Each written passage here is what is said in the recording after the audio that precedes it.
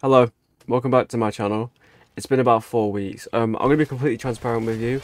I've been playing Fallout London, Diablo 4, and I'm currently starting working again, and I don't really have as much passion for YouTube as much anymore in terms of like providing consistent content, because from like October to around like last month, I've pretty much just been like unable to find working at all, and been doing a lot of videos and a lot of horror stuff, which has made my channel grow exponentially, which I'm forever grateful for. But from here on out, I'm gonna just make videos on things that I enjoy and at the pace I want to do them. So it might pick up soon, but just do not expect me to upload loads of videos at a time or just every day like I used to, because that just got tiring for both me and my PC, because storage is a thing. But welcome back to the channel. It's good to have you here. If you're new here, sorry, please subscribe down below. We're trying to push over the 500 subscriber mark. I mean, we've got past 500, but we're trying to get like 600 to 1k, that kind of thing. And I'm going to deviate my content more towards ARPG stuff, like Diablo, and more to like Fallout London, because I've been playing that religiously since it came out, having a blast. I'll do a whole video on that soon, but I want to talk to you today about two things. First one being the new season, which starts as of recording this video tomorrow, Tuesday the 6th of August 2024.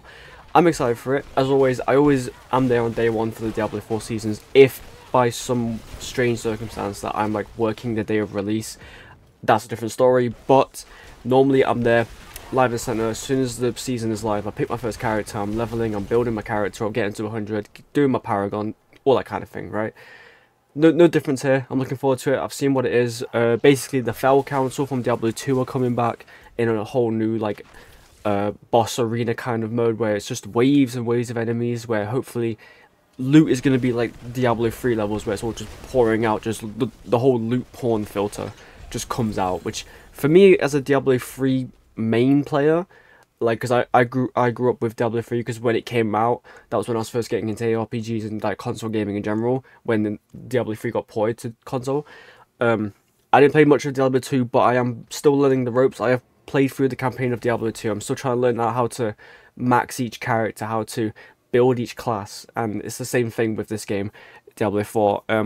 But what I want to talk to you about is the season. Obviously is going to be great, but I'm more interested in the Vessel of Hatred expansion that's coming out in October, where we are introduced to a new class, the Spiritborn. From first looks, I'm glad that Blizzard have decided to go for a more agile approach to the classes, because you have characters like the Rogue and the Sorceress who can dash and teleport through Wit's End, but there's never been a class where you can move with so much flexibility and still be as mobile as the Spiritborn looks. So the best way to describe a Spiritborn is basically a highly skilled martial artist kind of thing. It's like if you took the monk's mobility set or like skill set from Diablo 3 and gave them the Amazon's main weapon slot of like spears and javelins from Diablo 2, fuse them together, give them some spiritual abilities, the ability to summon a gorilla, a centipede, an eagle, and a tiger. Crazy. Or jaguar, one of them, tiger, jaguar, you know what I mean. It looks really fun, I'm gonna be real. The one thing I'm a big fan of in a lot of horror games, or just like more darker themed games, is when there's swampy biomes. So if you're looking at The Last of Us, or like the decrepit floral buildings, even in Uncharted 4 it was the same thing, where you can see all the green just oozing out of the place, like out of the room. Fallout 4 with like the glowing sea, where it's all just green and yellow. That's what I want. I want swampy biomes, I want jungle biomes like in Diablo 2, where you have Act 3, I think it is, where like the spider caverns are and you've got the Great Marsh and all these places. I'm a big fan of it. I think it's called Nahuntu or something like that, the region. Looks really good. I have to admit, it looks really good. But the one thing I'm most excited for is the story. So I haven't played through the Diablo 4 story since I played it at the very start of the game's launch. So I'm a bit rusty on the whole like specifics of the story, but what I do know is at the end of the game we meet a like shadowy fragmented version of Mephisto, like an apparition. It's not actually Mephisto, but the whole thing's going to focus around him, because obviously he has been rumoured to come back in a form. We're probably going to see Lilith again. I don't think Lilith is done for this story. I don't think Diablo is completely gone. We haven't seen Diablo, we haven't seen Baal since Diablo 2 and 3 respectively. surely Diablo has to come back, because in every game we defeat Diablo. In Diablo 1, you defeat the Dark Lord of Terror, Diablo. In Diablo 2, you kill him and Baal at the end of the game. In Diablo 3, you kill him and Malthael at the end of the game. Diablo 4, you kill Lilith, but Lilith might still be out there, and Mephisto is definitely going to come back, because otherwise, why do we have the Soul Stone in the first place?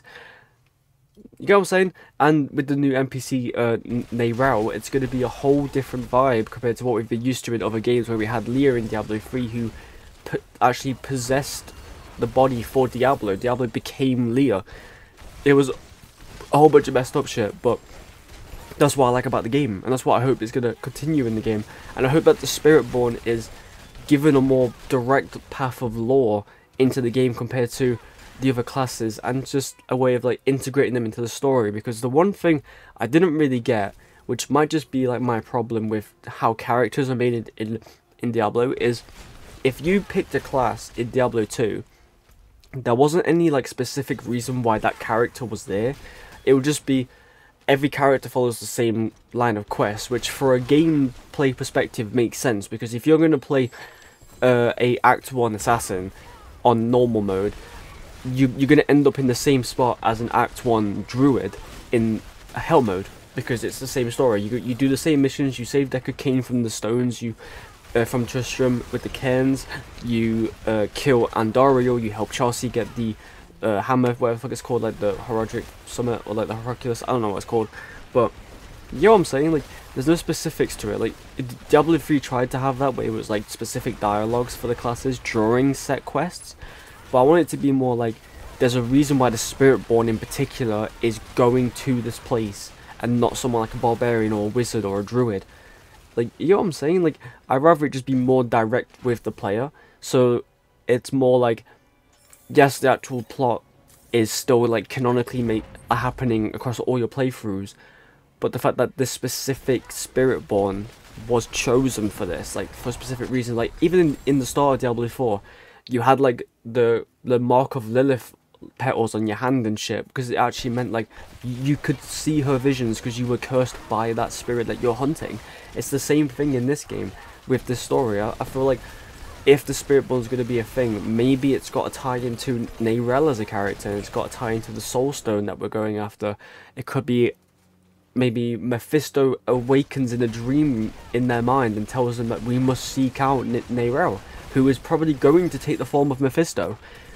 We don't know what's going to happen, but I'm very excited for it. And what I'm excited for as well is, once the story side of this expansion is like rolling out, and we get into post season 5, like season 6, 7, when the Spiritborn is probably going to be introduced into these seasons with all these uniques and all these legendary aspects, and the Paragon system as well. There's so many possibilities for game-breaking builds, for unbelievable loophole events. I want to see as well, this is just like an overall thing for like years to come, because we know Diablo is going to last years. Like, Diablo 3 had loads of seasons that went on for like for however many years now. Diablo 2 still has a lot of resets every few months. Diablo 4, I want to see something like the Darkening of Tristram event, where we go back to older places. Like, maybe we go back to Arcane Sanctuary from Diablo 2, or we go back to Travancore, where the actual Fell Council were, and then we explore them again in Diablo 4. Like, that would be a really cool throwback. And I'm just saying that just from someone who enjoys like nostalgia in games. So like, when I played Diablo 3 for the very first time years ago, I didn't know anything about Diablo 2's old Tristram. I didn't know about anything. I thought New Tristram was the home base of all of Sanctuary. I didn't know about the maggot lairs and old Tristram. I didn't know anything about that. And then I played Diablo 2, and it's like, I remember this place from Diablo 3, but it was all like ruined. This is actually like in its prime. Like, this was when it was active, because it was a point in history, you know? But like, I don't know, I'm just excited for it. I probably just waffled about a lot of things, but I wanted to just like try and make a comeback video for my own sake, and just talk about what I enjoy, which is Diablo. And again, I'll do a more concise, more planned out review for Fallout London very soon. Obviously, it'll be a very rough patch review, because Fallout London is a big expansion where I'm only just now like dabbling into the main quest lines again. after doing like 4 intro missions for it, and then just fucking off and exploring. I'm like level 29 now, and I'm just about to get into Westminster. For the plot's sake, that's not really too far into a Fallout game, so whatever floats your boat. But anyway, thank you for watching. I've got some curry that I'm going to eat, so until next time, thank you for watching, stay safe, and I will see you in a bit. Take care.